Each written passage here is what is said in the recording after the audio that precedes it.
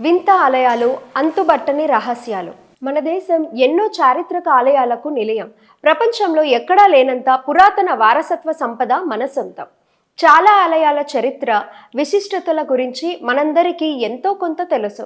అయితే ఇప్పటికీ కొన్ని టెంపుల్స్లో అంతుబట్టని రహస్యాలు చాలా ఉన్నాయి. అవేంటో ఎందుకో తెలుసుకుందాం. మనందరం కంచి నుంచి కాశ్మీర్ వరకు ఎన్నో ఆలయాలకు వెళ్తుంటాం.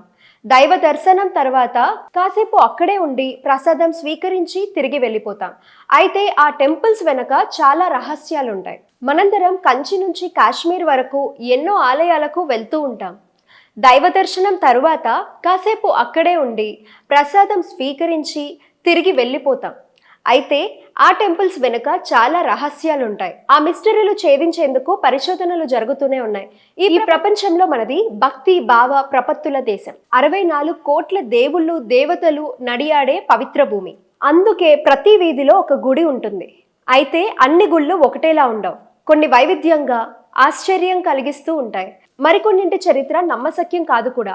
అసలు ఇలాంటి ఆలయాలు కూడా ఉంటాయా మన దేశంలో అనిపిస్తూ ఉంటుంది వాటి విశేషాలు తెలుసుకుంటే.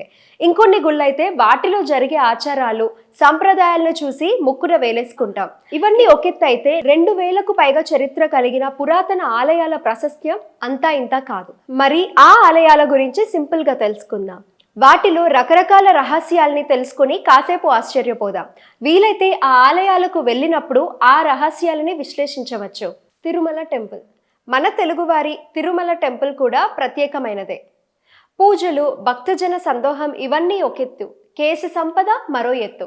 రోజు ఈ ఆలయంలో 60,000కు పైగా భక్తజనాలు తలనీలాలను మొక్కు రూపకంగా సమర్పిస్తూ ఉంటారు. అందువల్ల ప్రతి ఏటా వందల కొద్ది జుట్టు పోగవుతుంది. దీన్ని వేలంలో అమ్మితే టీటీడీకి 300 కోట్లకు పైగా ఆదాయం వస్తుంది.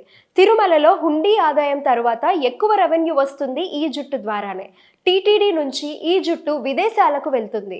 ఎక్కువగా అమెరికా, ఇటలీ, చైనాకు ఎక్స్పోర్ట్ అవుతుంది. అక్కడి విగ్గుల కంపెనీ ఈ హెయిర్తో విక్స్ తయారు చేస్తున్నాయి. చైనాలో విక్స్తో పాటు ఆహారాన్ని నిలువించేందుకు కూడా జుట్టును వాడుతున్నారు.